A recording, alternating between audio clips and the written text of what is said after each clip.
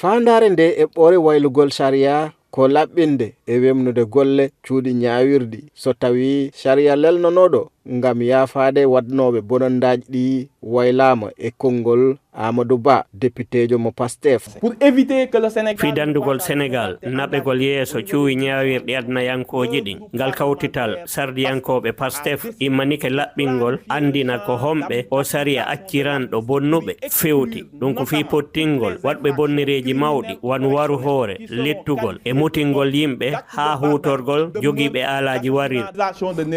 Be députéɓe Pastef jiɗi ko sariya waɗa golle mum e warngoji ɗi te kadi o yamira balle e kala bonnonoɗo e fitinaji guuronoɗi e hakkunde hitande ujunnaji ɗi e nogas e goho ha e ujunnaji ɗi e nogas e nayi Amadou Ba. Il n'est pas normal yewtugol o gonga koko farli en hakkunde men e heddiɓe e mumɓen a wallay en kadi tabintingol wondema ɗin bonnireji fillitota ko ɗum waɗi si kawtital sardiyankoɓe Pastef artiri on sariya ka tabal fiyo yewtide on sariya kadi no holli heɓuɓe ella ɓen waraɓe ma tilfiɓe mum ma bonnanaɓe harayno hana yoɓitede haqqe mum.